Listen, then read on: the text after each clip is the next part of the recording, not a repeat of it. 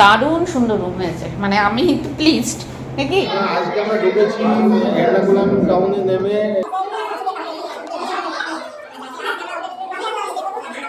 কোনো রকম ভূমিকা না করেই আজকের ব্লগটা শুরু করছি, কারণ এর আগের ব্লগে তোমাদের দেখিয়েছিলাম যে আমরা কেরালা ট্রিপের জন্য এসেছি, কেরালা কোচিনে পৌঁছেছি।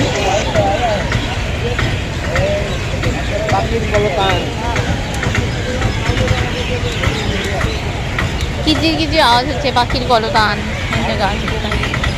এই হচ্ছে এর্নাকুলাম টাউন, নাম পরিবর্তন হয়েছে, আগে কোচি ছিল নাম। আমাদের ট্রেনটা লেট করেছে, যাই হোক আমরা ট্রেন থেকে নেমে এখানে ওয়েট করছি, কারণ যারা ট্রাভেল এজেন্সি মারফত এসেছি তো ওনারাই আমাদের এসে নিয়ে যাবে। এবার স্টেশন থেকে আমরা হোটেলের উদ্দেশ্যে রওনা দিলাম।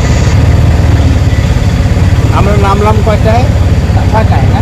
বেরোলাম কয়টায় এখান থেকে? ট্রেন তো কত বেরোলাম না, মানে বাপরে বাপ, গাড়িতে নামলাম 6টা থেকে নেমে আধা ঘন্টা এখানেই দাঁড়ালাম।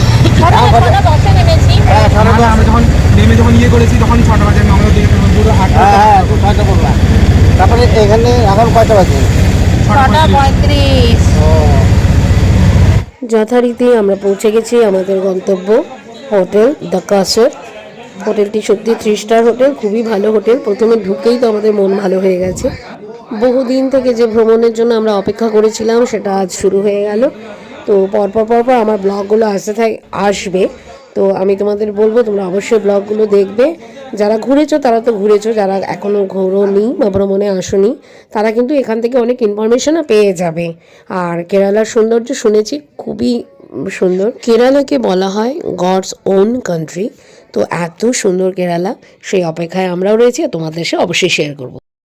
চলে এলাম হোটেলের ভেতরে, ঢুকে গেলাম। হোটেলটা খুব ভালো দিয়েছে, ও 3 স্টার হোটেল দিয়েছে, যেমনটা বলেছিল তেমনটাই করেছে, মানে ট্রাভেল এজেন্সির কথা বলছি।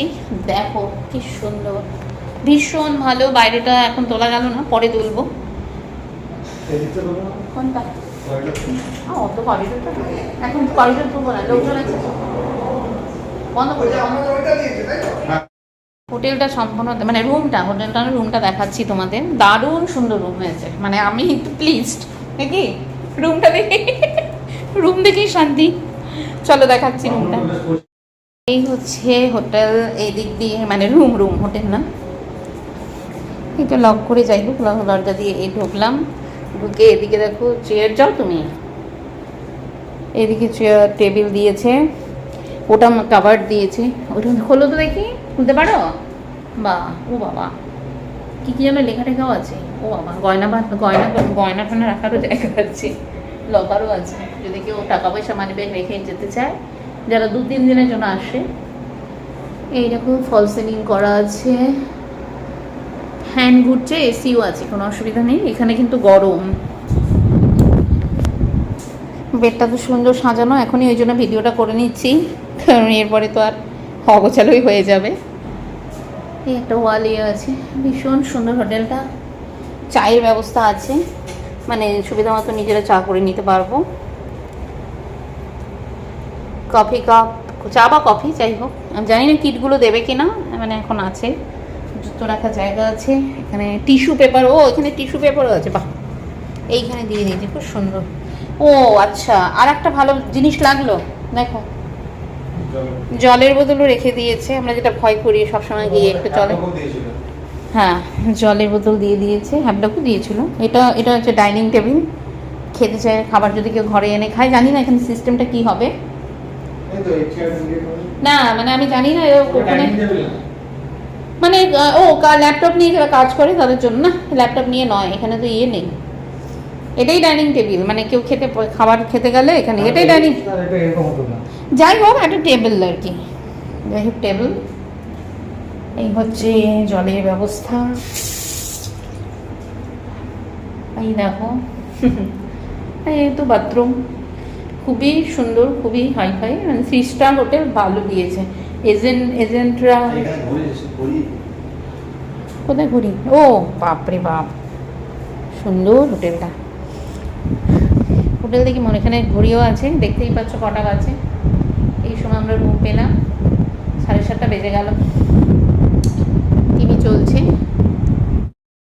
রুমটা পেলাম কি এটা? রবি মোড়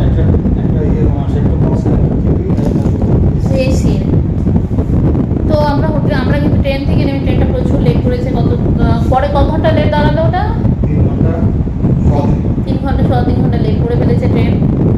সেই ট্রেন থেকে নেমে বাইরে বেরিয়ে সব একখানে, এতগুলো ফ্যামিলি এসছে তো সব একখানে হয়ে আস্তে আস্তে এতটা সময় লেগে গেল। নিচেও অনেকক্ষণ আমরা বসেছিলাম, তারপরে এখানে এলাম। তো ঠিক আছে, আপাতত এইটুকু থাকছে। এখন ফ্রেশ হয়ে নিই, পরে তোমাদের সাথে কথা হবে। একটু এতক্ষণে চা দিয়ে গেছিলো, চা খেলাম, স্নান টান করে নিলাম, ফ্রেশ লাগছে স্নান করার পরে। অসুস্থতা একটা গ্যাসের ওষুধ খেয়ে নিয়েছিলাম, গ্যাসই হয়েছিল, ওই গ্যাসের দিকে বোধহয় জ্বর এসেছিলো, জ্বরটা কমে গেছে, ফ্রেশ লাগছে। স্নানটা হয়ে গেছে, খাওয়ানো হয়ে গেছে। এখানে গরম, এখানে গরম, এসি ফ্যান সব চলছে। ধরো করিডোরটা দেখাই।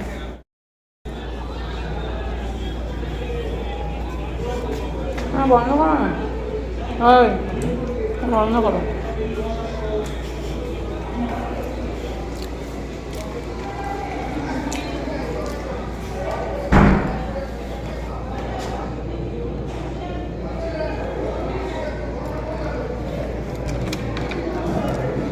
বাবু আর মামা এই রুমে।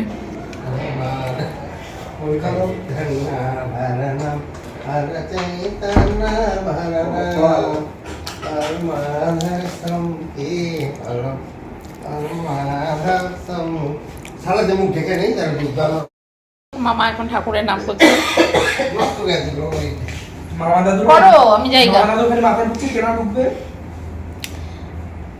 মামা ঠাকুরের নাম করছে, ওরা এই রুম, ওদের পাশেই আমাদের রুমটা। যাই হোক, সব একই রকম রুম ক্যাটেগরি। ঠিক আছে, চলো আপাতত এটুকু দিলাম। এখন 11:15 বাজে, রাত 11:15। খেতে যাচ্ছি, মানে আজকে তো জানোই ট্রেন প্রচুর লেট করেছে। 6টা 6:30 এখানে ঢোকার পরে যারা কুক আমাদের সঙ্গে এসছে এবং তারা আমাদের চা করে খাইয়েছে, এবার তারপরে বাজার করে তারা রান্নাবান্না করছে। একটু লেট হবেই, স্বভাবই, এটুকু আমাদের মানে কনসিডার করতেই হবে। তো যাই হোক, রান্না হয়েছে আজকে, একটু সিম্পলে হবে।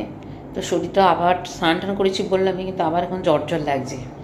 তো আমি সবাই ওরা চলে গেছে, আমি নিচে খেতে যাচ্ছি। তো ঠিক আছে, আজকে সিম্পলি খাওয়া দাওয়া হবে। যতটুকু শুনেছি ডাল, পোস্ত, একটা ভাজা আর বোধহয় ডিমের কারি। তাই আমি আর খাওয়া দাওয়াটা দেখাচ্ছি না। তো চলে এসেছি ডাইনিং হলে, আর ডাইনিং হলটা এত সুন্দর যে এখানে ঢুকেও মনটা ভরে গেল। এদিকে খুবই খিদে পেয়েছে আমাদের, জানো তো রাত হয়েছে জানোই। তবে কাউকে দোষারোপ করা যাবে না, কারণ ওরাও তো আমাদের সাথেই এসেছে, কুকরা। ডাইনিং হলটা এত সুন্দর যে আমি তোমাদের শেয়ার না করে পারলাম না, একটু শেয়ার করি। খাবারটা রেডি করে দিতে একটু সময় লাগছিল, আর এই ফাঁকে যারা আমরা সবাই এসেছি, এক একজন এক এক জায়গা থেকে এসেছি। তো এই ফাঁকে এখানে সবাই এসে মিট করছে, সবার সাথে সবার পরিচয় হয়ে যাচ্ছে। এই শুরু হলো সবারই একসাথে পথ চলা, বেশ 7-8 দিনের জন্যে। আর আমাদের ম্যানেজারবাবু সব প্রোগ্রামটা বুঝিয়ে দিচ্ছেন যে পরদিন সকালে কখন উঠতে হবে, কী ব্যাপার, কোথায় যেতে হবে, সবটাই। তোমাদের একটা ইনফরমেশন দিয়ে নিই, আমরা এসেছি গুরুদেব এক্সপ্রেসে শালিমার থেকে। একটু বলে দিই, যারা এসেছো জানো, যারা আসেনি তাদের জন্য বলছি, এই ট্রেনে কিন্তু প্যান্ট্রি নেই। তার জন্য আমরা কিন্তু পুরো ট্রেন জার্নিতে একটু খাবার কষ্ট পেয়েছি। তো তোমরা যারা পরবর্তীতে যাতায়াত করবে বা আসবে, তারা কিন্তু এই বিষয়টা একটু মাথায় রেখো। আমি বলেইছিলাম যে ব্লগ চলতে চলতে আমি কিছু ইনফরমেশন তোমাদের দেবো, তাই এটা দিয়ে দিলাম।